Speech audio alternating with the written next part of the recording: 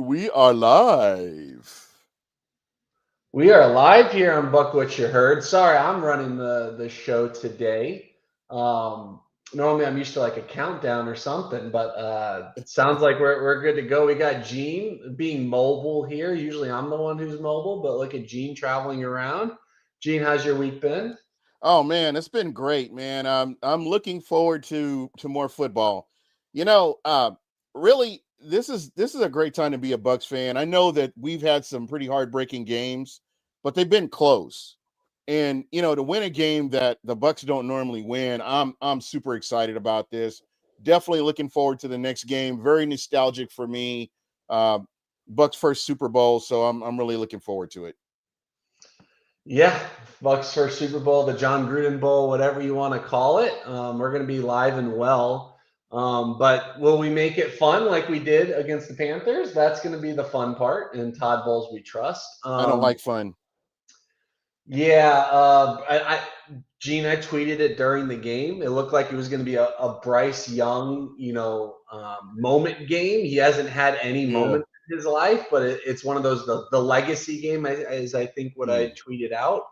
I mean, we're gonna have to see how Aiden O'Connell had his moments against the Chiefs, but also the Chiefs probably the only other team other than the Bucks that like these one score games. But the Bucks have been on the losing end of so many this year, whereas the Chiefs have been on literally the exact opposite, but on the winning perspective. So it's going to be very interesting to see kind of, hey, we're at home now. Is this, is every game just going to be close and we're just going to win these games because the talent's, inferior? Or is this team going to do the 2020 where post bye you struggle that first game and then you take off? What's kind of going to happen here? But um, injuries kind of already started, creeping back up on the Bucks. Things were looking good. Jordan Whitehead goes down, and then our favorite Mike Edwards came in, was doing great. He goes down. So we're bringing in a favorite of the fan base, Ryan Neal. Gene, how are you feeling about Ryan Neal? I can neither confirm or deny how I feel about that, man. It's just like let's see how he goes, man. And I I hope that we see improvement from what we saw last year. That's all I can ask for. I mean, these are all winnable games for the Tampa Bay Buccaneers right now. And what we saw last week was a game that the Bucks do not normally win. That they were able to go out and actually come away with the victory. So it gives me hope. The fact that the Bucks are ranked 27th in defense is is disheartening to me because I feel like they have the quality and talent to be better than what they are. Yeah. And then again, it's funny because we see what's going on with your favorite, the Falcons. It's like if the Bucks had a capable defense, they're probably cruising to 12 wins. If Mm. the Falcons had a capable quarterback for any other team other than the Bucks, they're probably cruising to 12 wins. Yep. And then Bud's telling us about Aiden O'Connell's questionable with an illness. To me, that just kind of adds to his legacy for this Yep. game. We know The again like the Jordan flu. that's what I mean. Bryce Young basically, if he had a flu, I bet he won the game on Sunday. Yeah. Like it's one of those things right now where again their top weapon, Jacoby Myers. It doesn't matter who your top weapon is, kind of right now. It's kind of concerning. Again, I forgot his last name's Hodge. Is the guy who destroyed us in the Falcons game when Drake London goes down. Um, it's kind of like if a team has a number one guy, it's like we kind of limit them, and then everyone else kind of goes off. So it's hey, this team doesn't really have a number one weapon. They don't really have a franchise quarterback. So it's just kind of hey, Todd Bowles, is our defense going to wake up? I mean, our favorite Ira Kaufman says there's no pass rush. I think Kalijah Cansey, Vita Vea, Yaya Diaby, Anthony Nelson. Yeah. Gene, I mean, do we win the game without Anthony Nelson on Sunday? No, we do not. Not even close. I think they go ahead and march down and score. And I know I'm giving a lot of probably shade to the defense right now. When I was watching the game live, what really stood out to me, and kind of what is kind of still keeping me pessimistic is Todd Bowles has been getting, as a head coach speaking, is getting a lot of help with missed kicks. I mean, during the broadcast, obviously Justin Tucker's kind of struggled a little bit this year, and Right. he went from the most accurate, literally in the past week, the most accurate kicker in NFL history, to the second most accurate, with Eddie Pinheiro taking that title. The announcers blow him up. He misses 2 kicks again. Todd Exactly. Bowles is top 2 in the NFL in missed field goals against. And then secondarily, Gene, I don't necessarily like. It's not that I don't mind that the Panthers scored. It's in the fourth quarter. What was mind-numbing to me is that you have to guard against a touchdown, and you gave up a touchdown from the 25 to Adam Thielen. It's not like Xavier Right. Worthy blew past your corner, Devontae Adams made your corners, in hospital shoes, and they trip over themselves, and he Mm. walks in for a touchdown.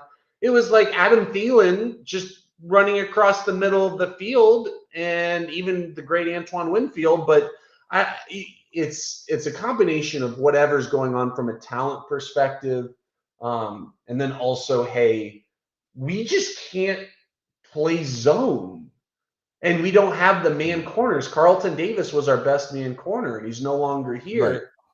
Um, Gene, I'm just watching Adam Thielen score from the 25 in that situation. I just can't trust Todd Bowles again the rest of this year with any lead at any time. Um, Baker deserves a lot of criticism. He does. But you know what? It reminds me of 2012. I know, and no knock 2012, on no man. knock Gene, on you got to remind these people out here that a lot of people don't remember 2012.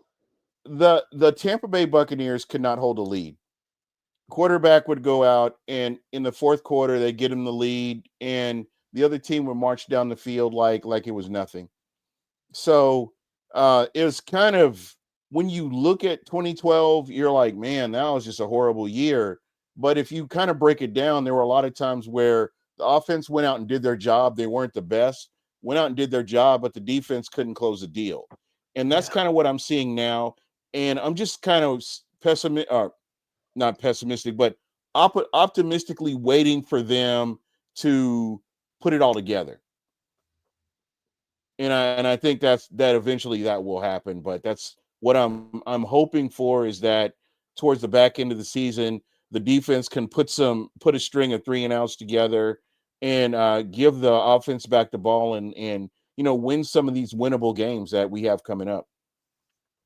And to Christopher Cole, that's a great point, or in question here. Why does Bowles only play to give up field goals and not just stop them outright? I mean, that's always been kind of his philosophy Mhm. is, hey, we're going to give up yards. I mean, obviously 500 and all that's way too much. We've been doing that way too much this year. Mhm. But at the end of the day, we did it as a Bucs team once with Ryan Fitzpatrick, 500 yards, 3 points in a game. Like, giving up yards isn't necessarily the issue. The problem is they're not getting off the field on third down, and they're not holding teams to just field goals. And they're Um, giving up yards at the wrong time. exactly. You're not giving up yards on 3rd and 25. The Bucs are giving up first downs on 3rd and 15. Like, to Yeah. your point, like, we're not getting those timely stops. We haven't had a turnover, or an interception since week 6. Yep. Was that like October or something? Yeah. It's like you said, almost 2 months. We haven't had an Shoot. interception. So again, Mhm. to Todd, or to Christopher Cole's question here, I mean, it's not necessarily that giving up yards is a problem, because Todd Bowles has given up yards his entire time here at Tampa. We give Exactly. up a lot of yards even against the good teams. But like, why did we beat the Lions earlier this year? Because they held them to field goals and limited their opportunities in the red zone or past the 50. Like, Mhm. that's obviously kind of an anomaly game, but that is basically a Todd Bowles realistic best brand of football to win against really quality offenses. But I So think too at that time you had all of your defensive line in place, and except they were Kansas, getting yeah. yeah, and they were getting pressure on the quarterback, which took a lot of pressure off of your linebackers and your secondary. So to me, that was one of those games I didn't expect it, but the defensive line did their job, and that's kind of where mine's mindset is. Um, I want to see this defensive line get after him, get after the quarterback, make him uncomfortable, make him rush his throws, and it gives your secondary a little bit of a breather. But don't look past the Raiders. Uh, I know that they're coming across country from Vegas to Tampa. That wears on you. I can tell you. Jet lag is a real thing, and it just kind of remains to be seen how the Bucs capitalize on this, or if they do. Yeah, to your point about the travel for this game, it's 10 a.m. their time. And the NFL, they're used to playing in the afternoon and night. Mm, So you're playing them in a a body regulation, you know, standpoint where their bodies aren't going to necessarily be at the same level of what they're used to. You have to travel on that plane 4 hours, 5 hours, whatever it is. You have to stay in a hotel room. You're not like with your family, relax. All that mm, type of small detail from Friday to Sunday is going to be a lot different for them, and it's usually an advantage. Like everyone's probably chalking up our schedule right now, and we have to go to the Chargers next week because of that cross country road trip. mm, So it's like everything is pointing to Bucks, Bucks, Bucks, right? mm. Last week we were favored by a touchdown against the Panthers. We saw how that worked. We're favored Yeah, that touchdown again against the Raiders. I just don't trust any lead at any time.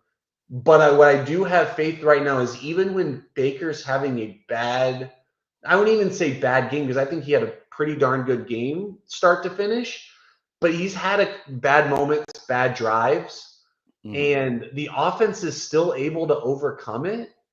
And I mean, I'm not going to turn this into a Liam Cohen soapbox. Hey, I want him as head coach. I Oh, think that's please, by all means, do, because I'm right there with you. Well, that's really good because I feel like we have the past couple of years kind of defended Todd, even through the Brady stuff. I still think to this day Byron was the issue in 2022. I Mm, think Canales just needed a little bit more time and seasoning and trying to put things together because the offense just couldn't score enough points. mm. Even though when they did score points, it just happened to be when the defense would have a bad game. But the defense last year had good games. Right. This year, it's really like the Lions and the Eagles, which you can make the argument, hey, Ken, they're the two best teams in the NFC. Those are probably the two teams you'd play if you're a 7 seed and you don't win the division and make the playoffs. Right. I wholeheartedly hear you, but you can't replicate. I mean, I think you can replicate what we do against the Eagles just because I think it's just a bad matchup for what they do. Teams can't run on the Bucs. And Saquon Barkley is, I call my girlfriend and her family are all Giants fans, as we learned a couple weeks ago. Um, so, like, the talk of the town is Saquon Barkley. It's the Mm. talk every single week in a Giant household right now is Saquon Barkley.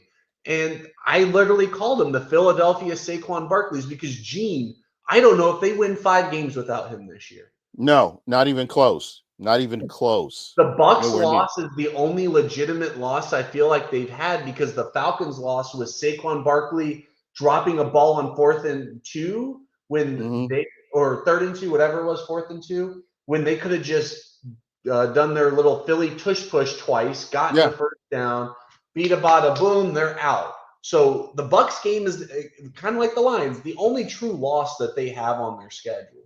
So it's like, Right. hey, that's great, but why are the Panthers and Bryce Young hanging with us?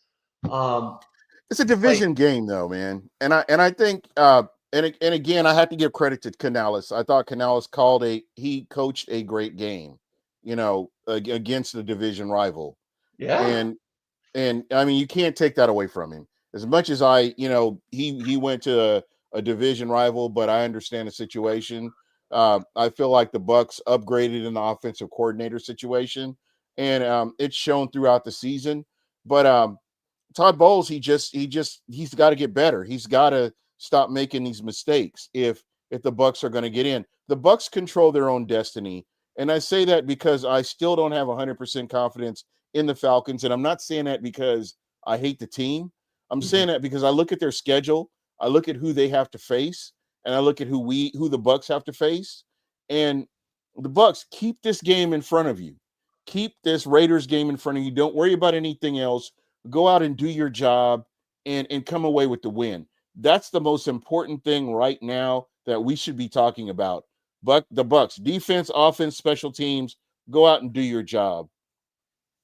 And I mean, special teams here.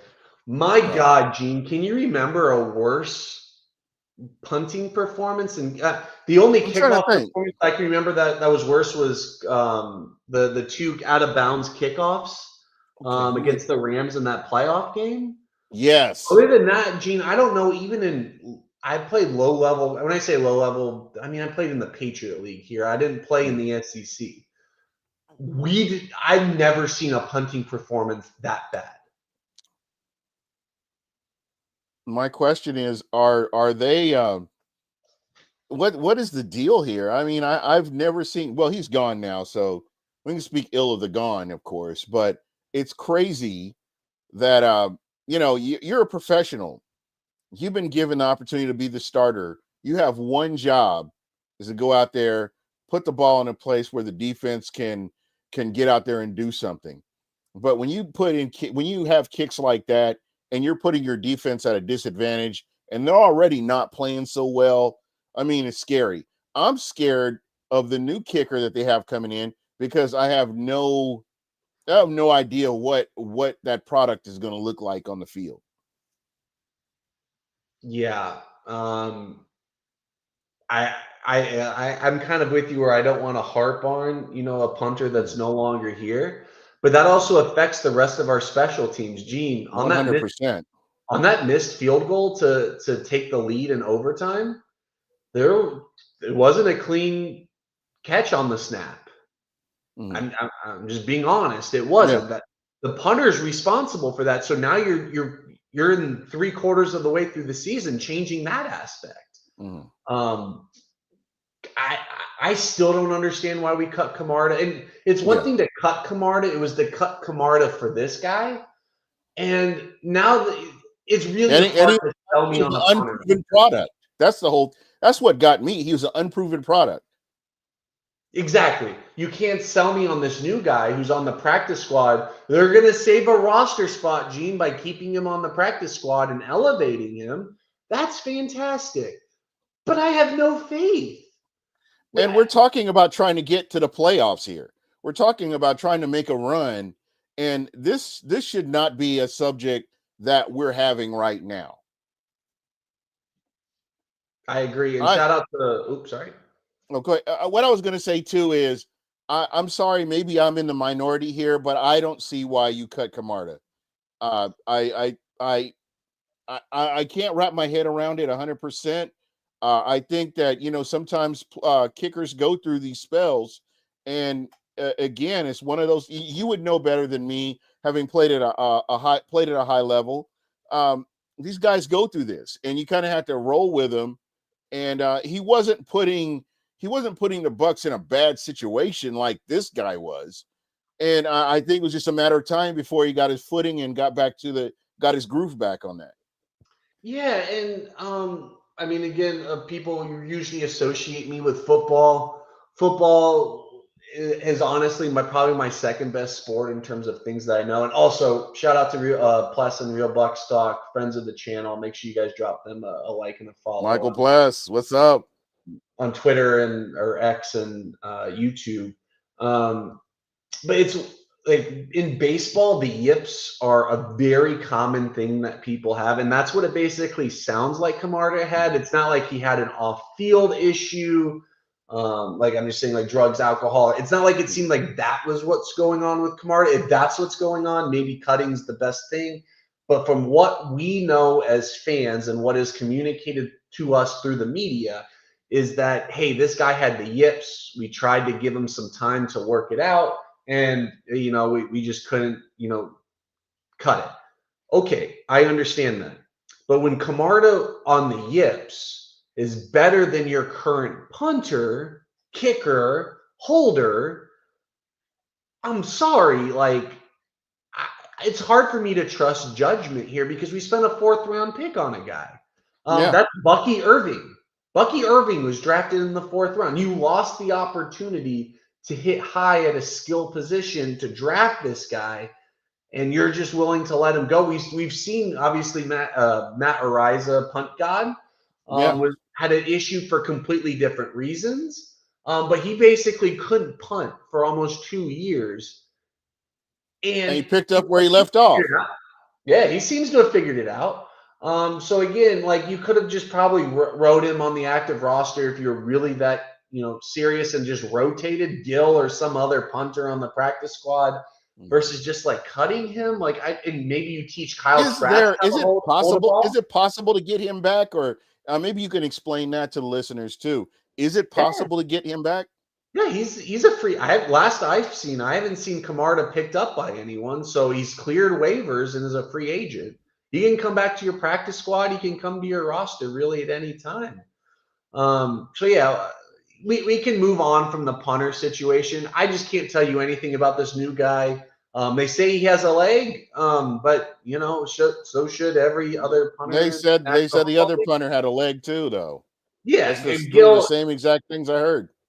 Exactly, and Josh Capo reposts, and I think John Ledyard reposts like a guy who basically does punting analytics.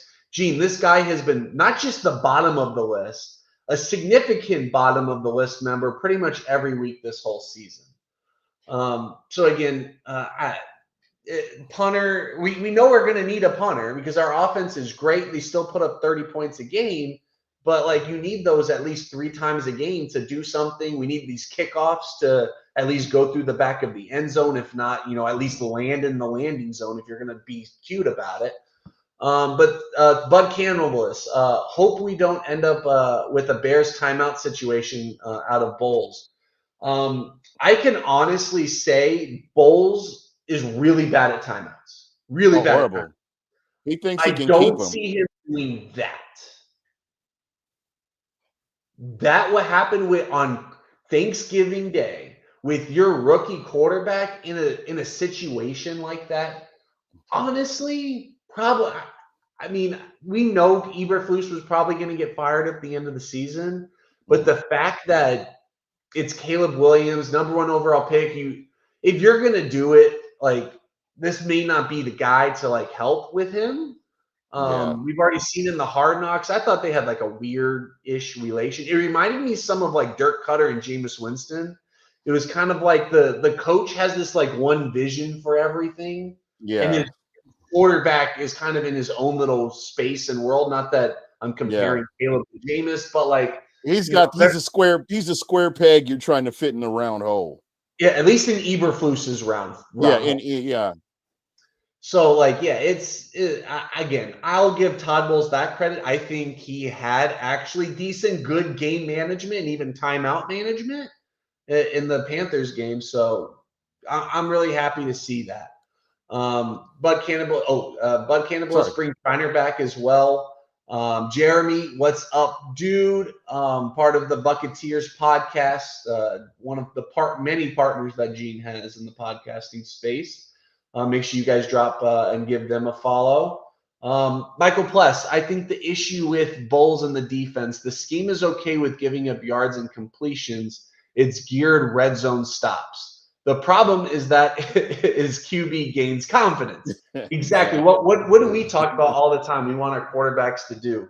Start off the game with a couple easy throws. It doesn't necessarily have to be, a 50-yarder. It doesn't trying to force something. It might just be a screen. It might just be a slant. Like you might not get right. a first down, but if you get a couple completions, you're 3rd and 1, you don't get it, you punt, whatever. You've gotten a couple completions under your belt, the blood's flowing, all of that types of fun stuff. So I think Cohen's done a really good job of that. I think Canales tried to force some things.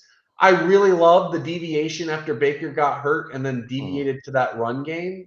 Yeah, Riding Bucky Irving for 2 drives. The only thing that would have made it better if Bucky didn't get hurt on special teams with 5 seconds left in the first half. Um, but riding Bucky, I mean, Bucky's has lost every opportunity to get this man an endorsement because this man should be the face of all Bucky stores, in my opinion. He should have his own Bucky themed Bucky doll at Bucky's. Yeah, you know what, Bucky, what you heard right here, man. That's what. Bucky, what you heard? Maybe I'll become a Bucky one of one on Twitter because this kid is special. And Mm. Emily, thank you for reaching out. Been so busy with Oh, I work. love Emily. Emily's the best.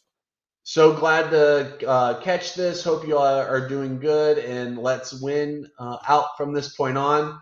Emily, 100% with you. We have, just to be transparent, just looking at how the Falcons are playing right now and the schedule, the Bucs do have one loss in their tool belt. I think 2 losses, you just need so much to go your way that I don't think it's probable. 3, I don't know how Bowles keeps his job. So that's kind of what we're looking at here. So I think the one loss after the bye is And I probable. think the one thing that we need to talk about, that I'd like to talk about, is the Atlanta Falcons and Raheem Morris. Does Raheem Morris stick with Kurt, not my Cousins? Does he stick with him throughout the rest of the season, or do you bring in Penix, or do you just go ahead and let Penix sit the rest of the season? I mean, what do you do in this instance? Because to me, Kirk Cousins is doing Kirk Cousins things right now, and this is what we expected him to do. I think he's played well above what anybody expected him to do coming in, especially at his age with that Achilles injury, and just what he was able to accomplish. So, do the Falcons ride with him through the rest of the season and hope to back into the playoffs, or what do you think happens? So we were obviously having this debate in our group chat. I think I was probably in the minority where I would say just ride Cousins because Gene, here's my mindset with it is we know what Kirk Cousins is. I think Kirk Cousins proved this year that Kevin O'Connell, the head coach of the Minnesota Vikings, has a very favorable scheme. You know who Kirk Cousins had in Washington? Sean McVay and Kyle Shanahan. Then he goes to Kevin O'Connell. So he's literally in probably the easiest offense in the NFL. He's now has a first-time play caller in Atlanta. So we have always said, you call him Kirk, not my Cousins. We've always known what Kirk has. But Gene, here's my problem with playing Penix right now. You came out in the draft and said this kid is gonna sit. And then you said, this kid is our future. We are not going to play him in the preseason. So you gave up his reps. You only played him in blowouts. And now you want to throw him out in a playoff chase? I think that's unfair to the kid given your plan. Now, if Kirk Cousins got hurt out for the season, your season may be on the brink, or it's a lost season. Hey, Michael Penix, let's get you some reps. But Gene, I've liked Michael Penix coming out. He is Yeah, a me too. Tampa Bay product. I want the kid to succeed, except for when he's not playing the Bucs. If I'm just going to be honest and provide some perspective outside of being a Bucs fan. But like again, if you and I at our jobs were just thrown into an executive position right out of the gate when we're 22, or he's probably oh yeah, I think he's older. He's like 24. But even at 24, I wouldn't know what the heck I'm doing. Yeah, Michael Penix in college, we've already established, has a good arm, good accuracy, can throw with timing and anticipation. But Gene, he was playing Pac-12 defenses, and when he played Nick Saban, he couldn't read defenses. So I don't expect yeah, him as a rookie to come in and heck, even Kirk Cousins beat Todd Bowles. Let's just leave no ifs, ands, or buts about it, is because he knew how to read a defense and knew how to attack. Now, Kirk lacks some physical ability at this point in his career, absolutely.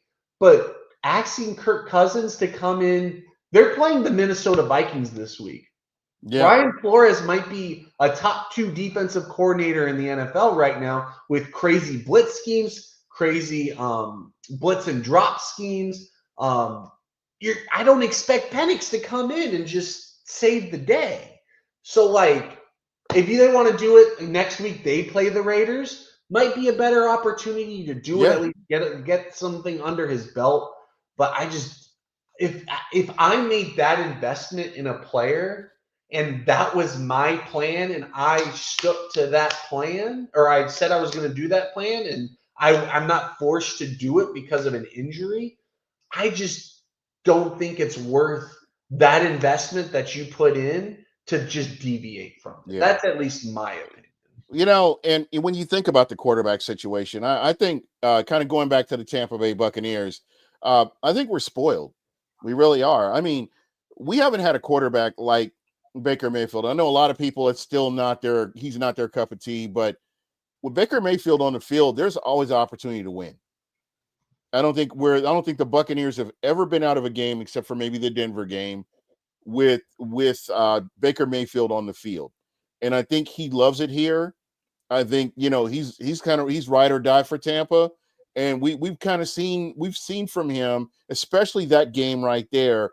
That gave me so much more confidence in Baker Mayfield winning an overtime game against a division rival that the Bucs needed, and that's what they kind of have to do moving forward is to go out there and win these games. Focus on the game in front of you and go out and win these games. Absolutely. Again, the Bucs, even though they are technically tied with the Falcons, they control their own destiny, Gene. Mhm. They do, and that's just what's crazy about this whole situation. Is the Falcons are a team that right now teams have, or pundits, fans have all just kind of lost faith in. So it's there for the taking. If Todd Bowles wants to keep his job, all he has to do is beat up on these bad teams other than, make the Chargers game competitive with Jim Harbaugh. Right, And Jim Harbaugh, we know, is going to make a game close. They don't have the talent to run away necessarily with the game. So if you just keep that close and you win with the games you're supposed to win, um, I just don't see how, again, the Bucs would let him go. I would hate it because I don't want Cohen to leave, but you have to play for the playoffs. I want right, the team to make exactly. the playoffs. It's like the draft, right? I don't want my team to tank, because whether if you have the first overall pick or the fifth overall pick, it really doesn't matter in the grand scheme. There's been just as many good quarterbacks at 5 as there is at 1. They might not be the quarterback class that we just had, for instance, but that difference doesn't matter. If you're drafting 5th versus 16th, I'd rather draft 16th because I want to have that winning culture. We know Yep, as this franchise, heck, if you lose, you're going to continue losing. Good players are going to want to leave. yep, We've had the culture of keeping Mike Evans, Levante David, Will Golston, all of these guys for so mhm, long. I want to continue that trend of players want to go to Tampa and stay in Tampa. So if yep, that means I have to trust Todd Bowles to hire a third offensive coordinator, I would hate to see Liam Cohen go, but I have more faith in him getting another offensive coordinator than I do honestly calling his own defense right now. yeah, So I can give Todd Bowles that compliment, and I yeah. want There, to go to the playoffs. yeah, and I kind of wanted to switch gears a little bit because we've talked about the running game. I kind of want to go back to it, and I wanted to get your thoughts on Sean Tucker and why aren't the Bucs using Sean Tucker more in game? Is it because of the fumbles, or in your opinion, what is it? Because you have Bucky Irving, who we know is a guy that you could ride till the wheels fall off. Rashad White, you can run him or speed in space, with the pass. Um, Sean Tucker is a guy that I feel like can be used to wear down a defensive line, especially in the fourth quarter. Especially when you're trying to work on clock management. Why aren't the Bucs going to Sean Tucker a little bit more? in your opinion? And again, I've said my goal would be to have Rashad White basically be your third down back, your 2 minute back, all of that Mm, type of stuff. Bucky should be your number one, and then Sean Tucker should be your spell and running only situation. mm, And then if like you're backed up within your goal line, if you're in the red zone, I think the 4 minute offense. I think Sean Tucker would be rested enough for it. I think Bucky Irving would basically own quarters to end of first all the way to the early fourth quarter, and Rashad White would have the ability to be on the field enough to be valuable. Liam Cohen, I think, has just decided Bucky's my man at this point right. at this point of the season. Bucky's the guy. At least he figured that out. I love that. Yeah, I'm good with that too. Rashad White is still the starter, Gene. Rashad White is still the starter. Well, he broke that run for the end of the game. Great. I think he's better than what even his stats say. Great. But to Mm, Michael Pless's point, in Liam Cohen's mind, Bucky and White are too good to take off the field in his eyes. Um, it's unfortunate, but they probably are planning for 60 to 70 offensive plays a game. mm, 30 of which are basically runs at this point. They want to give Bucky probably right now 15 touches. And obviously he got more in this past game. I right. think he got closer to 20, 25. Mm, And then, hey, Rashad White is going to get some handoffs in shotgun and all those other situations and opening the right. game and all that.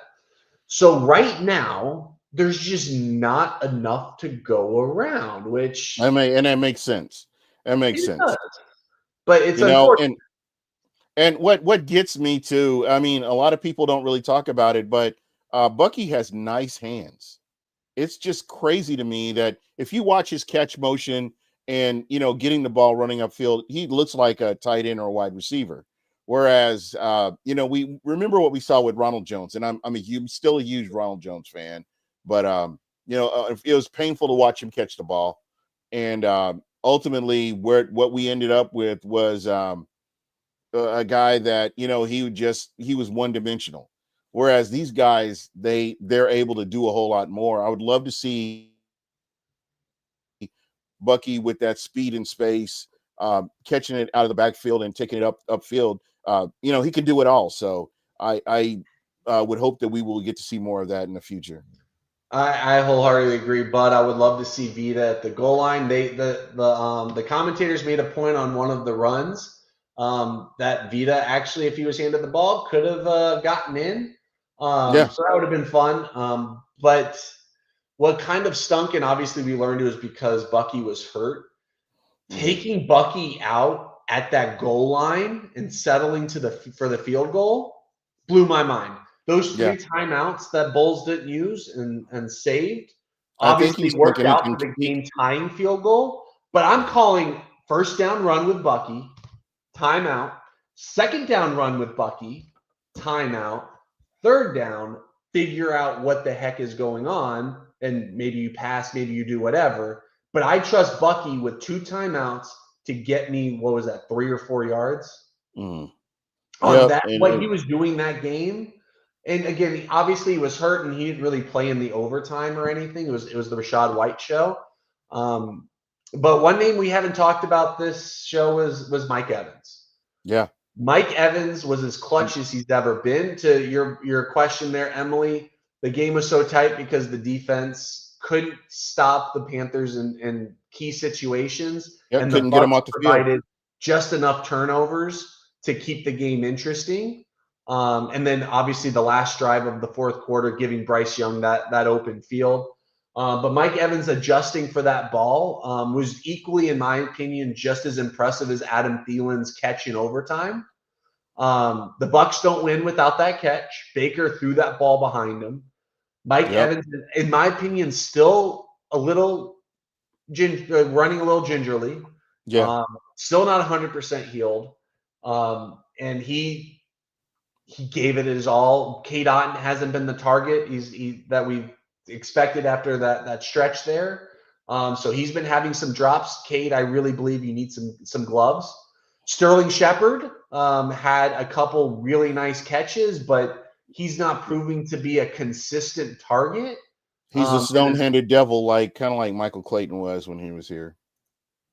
Cade or Shepard. Shepard, See, for Cade, me, Cade right now doesn't have the hands, but Shepard's just making too many mental lapses, whether it be penalties or um, poor routes. But Jalen McMillan had a moment, great.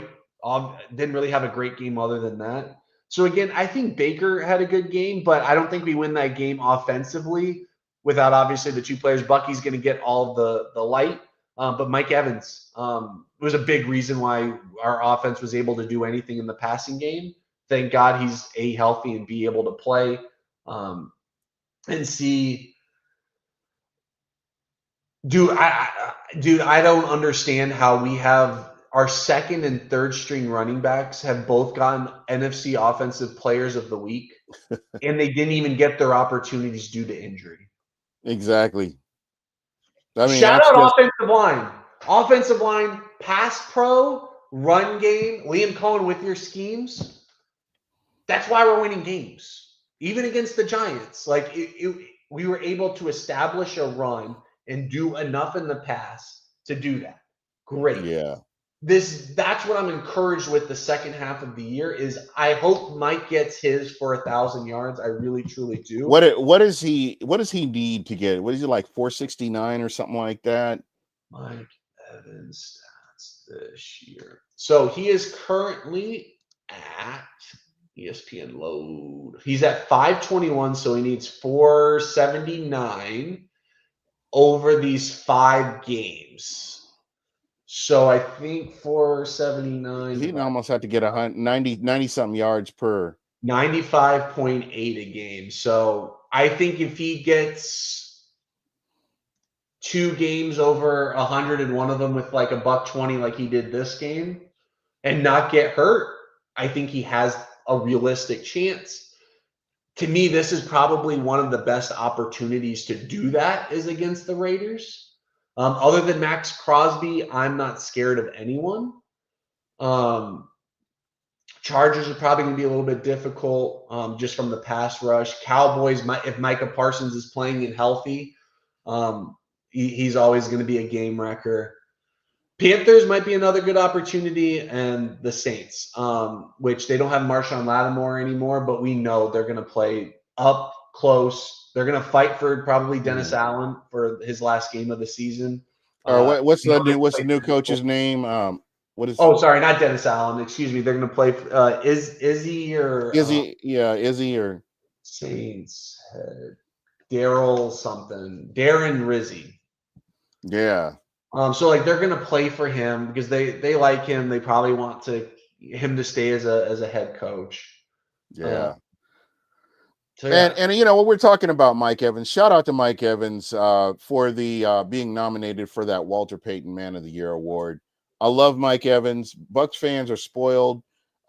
You've got a Hall of Fame. You've gotten to watch a Hall of Fame wide receiver from his start to where he is right now. It's just been incredible to watch what he's done for the Tampa Bay community. I love the guy. I mean, the majority of my jerseys are Mike Evans jerseys because I knew as soon as I started getting them that this guy, he's going into the Hall of Fame. You know, regardless of that, you know, the Bucs don't have representation in the Hall of Fame committee, but I still think that he gets in regardless. I agree, and he's obviously getting a lot more national love really ever since Brady came. Him and Levante, I hope he gets in, but Levante hasn't really benefited as much as Mike. But to your point, it was really cool the way that they did it. I love that Chris Yeah. Godwin was involved in it. And if anyone deserves the Walter Payton Man of the Year from Tampa, it's Mike Evans. Yeah. So I hope he gets it. I hope he gets that type of recognition because he is an amazing player on the field. Everything he does off the field is just as spectacular. And plus, I'm going to get you. You owe $1 to Josh Capo's typo. I hope Godwin doesn't resign and go to the free agency pool and re-signs with us. Just kidding. Just in what he's meant to this team. I can't say enough about it, and I don't think there's ever been a time where the Buccaneers have had two wide receivers, other than maybe Vincent Jackson and Mike Evans, but just these two guys in their prime playing together. It's just been a pleasure to watch them. That Super Bowl run was amazing, and it's one of those things that you can't stop thinking about things like that. It was just an incredible time. Yeah, again, unless you want to throw what Keyshawn and Joe Giravicious, probably, and Keenan McCardell, I probably would the. say Keenan. I'd say Keenan McCardell and Joe Giravicious. Uh, I've never been a huge fan of Keyshawn Johnson when he was here. I've personally met him a few times, and that not now. I want to take that out of the equation. I just really don't believe that. Without Keenan McCardell and Joe Giravicious, I don't think the Bucs win a Super Bowl. Yeah, no, I mean Joe Giravicious's catch against the Eagles, one of the best moments in Incredible. Bucs history. Obviously, gets overshadowed for what Rondé Barber does to shut down the vet. But again, given his circumstances in that game, one of those great players that you're just happy was a member of your team and was in a big moment. So yeah, I mean, again, the Bucs haven't been blessed with much offense, Gene. We're a defensive organization. All of Yeah, our members in the Hall of Fame are all defensive players. I hope Monty Kiffin gets into the Hall of Fame, defensive yeah. guy. Uh, Tony Dungy, defensive guy. John Gruden obviously won the Super Bowl. Mhm. Probably the only offense, I would love to see Allstott. I think also what Allstott Dean, did to the Ira couldn't get Simeon Rice into the Hall of Fame. He ain't getting Mike Allstott. yeah. He There probably there tried to needs get a Mike there Allstott in as a running back. there needs to be term limits for Hall of Fame voting. It really does. Because you got somebody in there, and I think the person that I think is going to get in there is going to be even worse than him. And when he finally steps away from it all, I think the person that does get in is going to be way worse than him. So there's that. Well, let's pray it's Scott Reynolds. Heck, I would Yeah, compare. if it's Scott Reynolds, I'm good with that. I love the guy, even though he went to K-State.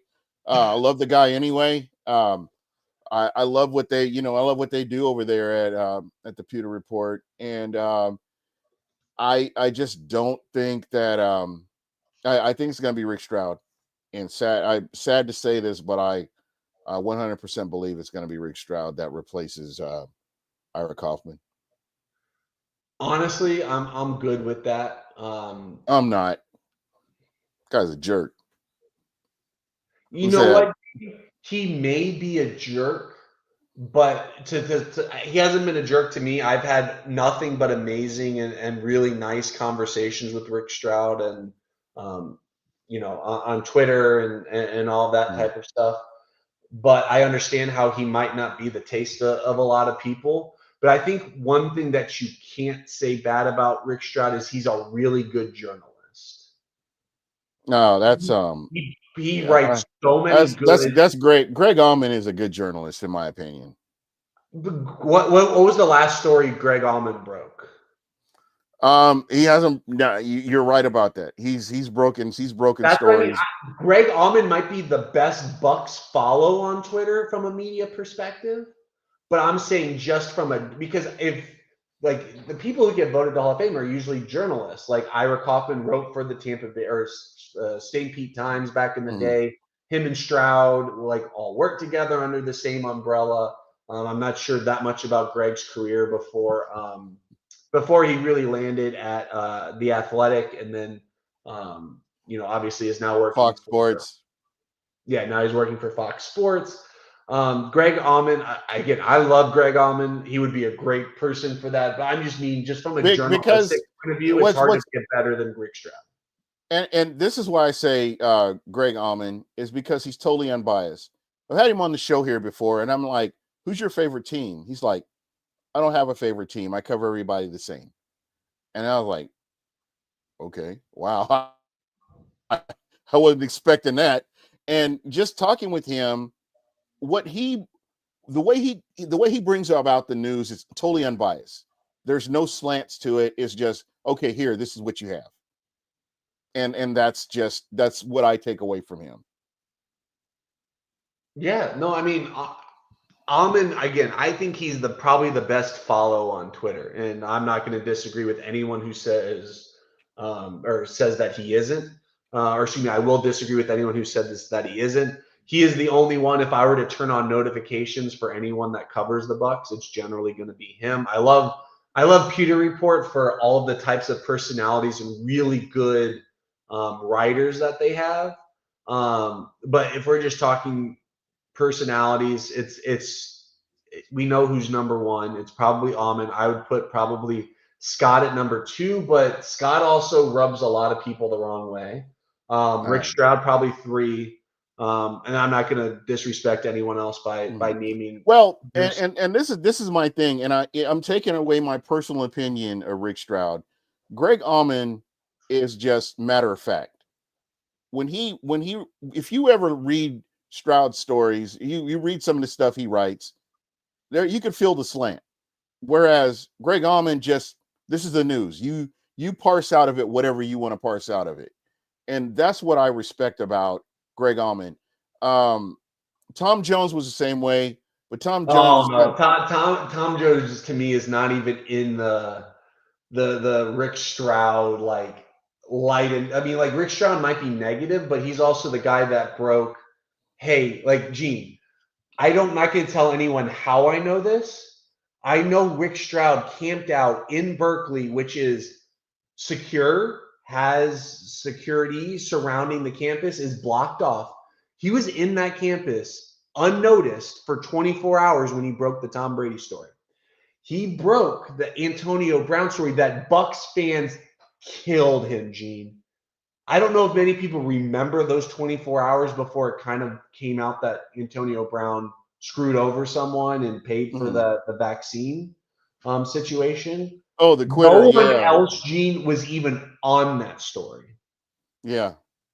Like, and He again, stuck I to it. love me some Greg Allman. To Bud's point, if you are a nobody person with no picture on your thing, Greg Allman will still answer you. Yeah. That speaks to the person Greg Allman is. Yeah, he's been on here. He's been on here several times. I mean, we've had conversations with him. Like I said, I just love the guy. I think that that's when I think of a journalist. When I think of somebody that here's the facts, I'm presenting you the facts. There's no slant here. You parse out of it what you want to.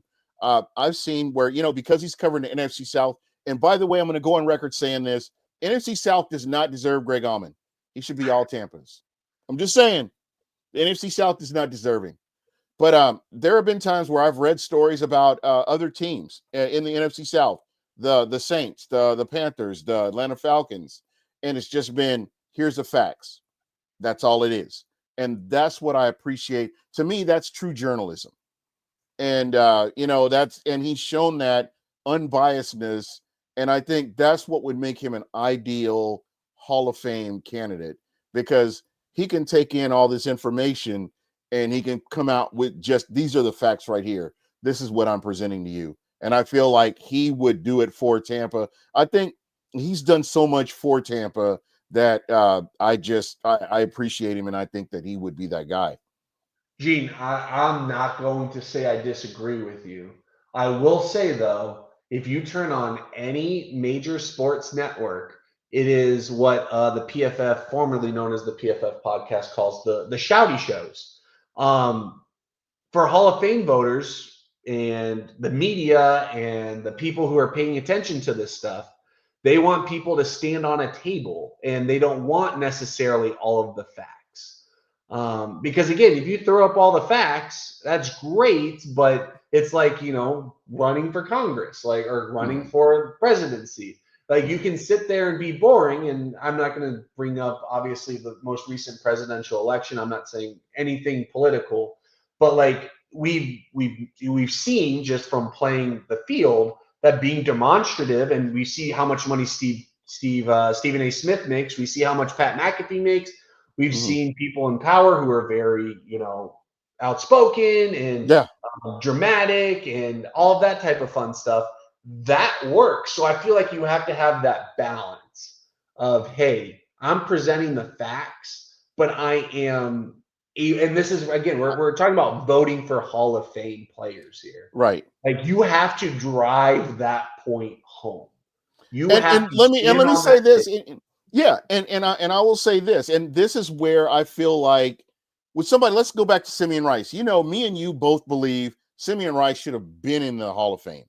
When you just look at his statistics alone, Greg Allman comes up with these different statistics. He comes up with these different facts that you have to take a step back and you'll be like, oh, really? Okay. Yeah. And when I haven't seen anybody else, it's like, okay, he had this many snaps.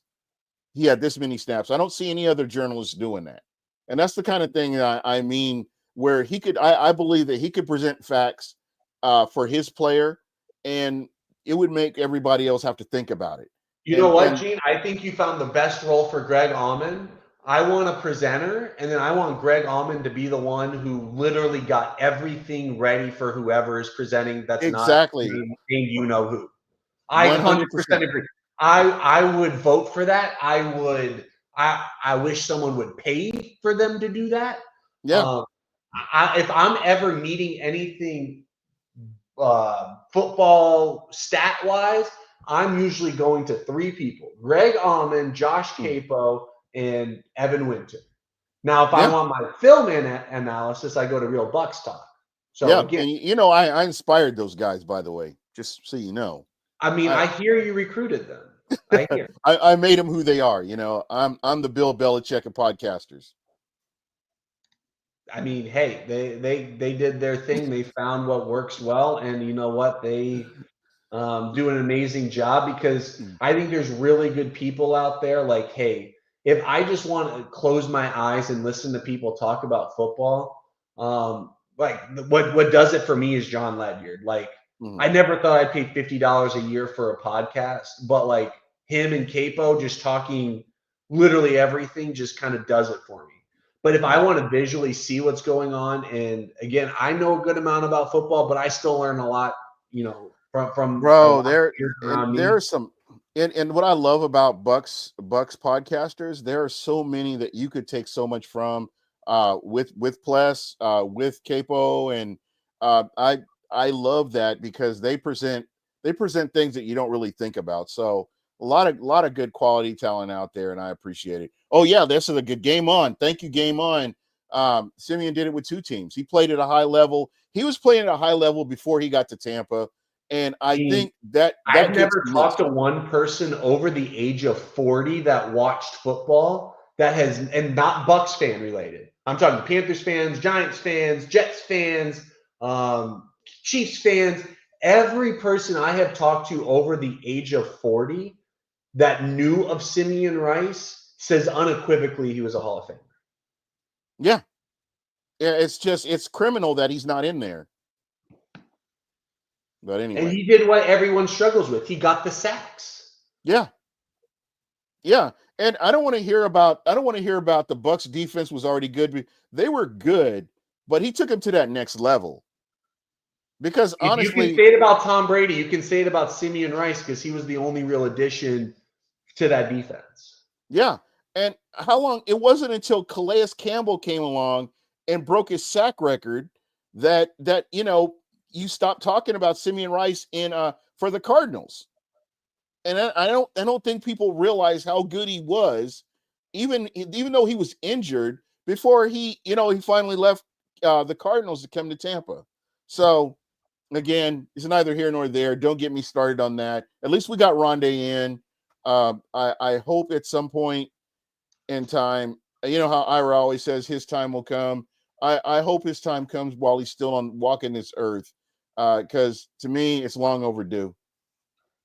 Yeah, name me another player that is top 2 or 3 on 2 different organizations for all-time sacks. I can't. Like, I I can't can't even think. think of anyone else that has that type of resume. Maybe Don't Reggie White. Maybe, yeah, that's probably the list. Yeah, Damian Rice has 69.5 with the Bucs and 51.5 for the Cardinals. that's what I'm He's got, saying. again, over 50 sacks for two teams. That's That's got to be crazy. unheard of. And he came to us, honestly, not even in his. I mean, at the very like Shaq Barrett, like right Yeah, entering like their prime. So he was still a good player, and yeah, was probably on his downswing while he was in Tampa and overperformed what yep. probably people were expecting. Gene, we've hit an hour, man. That's crazy, man. Hey, man, as always, I love hanging out with you, man. I have got to get to North Carolina and hang out. I've got a lot of friends that are moving there. They're moving from California. They're moving from Arizona. Everybody's moving to North Carolina for whatever reason. So, Hey, I'm I here. have to get down and visit. I'm here. And maybe I can antagonize your Giants fan girlfriend. I'm good for that too. Hey, man. If you're here, man, first round's on me, my man. Let's make it happen. But yeah, everyone, I hope you have a good rest of your week. The Bucs, obviously, we didn't really get too much into the Raiders. Again, it's kind of like the Panthers deal. It's going to be, hey, if this team shows up, performs, doesn't turn the ball over, they're going to win. If they don't give up crazy amounts of points either. But again, if they take it lightly, the Raiders they've beaten the Ravens this year. You never want to write any team off. So we'll see how it goes. I think we just got to stop Max Crosby, and you got to keep Aiden O'Connell from looking like, I don't know, like prime Peyton Manning or something. Yeah. So we'll see how it goes. If there's probably, again, this stretch of games other than the Chargers game, it should be the Bucs being favored. So Todd Bowles, hope you prepare the team. I hope that the team comes prepared, and I hope you have a good scheme ready to go. And I hope these players step up. But that's what's going to come down to. And I hope everyone again has a good week and go Bucs. And let's get this, Gene. Yeah, there you go. Real quick, I do want to shout out the Bucketeers. Love you guys. I appreciate you, and I do want to shout out Duvin and the NFL product they're putting out. Thank you for the swag, and I appreciate that. And that's it for me. I'm ready to watch some football. Let's go. Hey, good Thursday night football game. Giants, Packers. Let's have a good game, and everyone have a good night. All right. All This right. has been Buck What You Heard. We'll see you next week. Peace out, Girl Scout. Peace.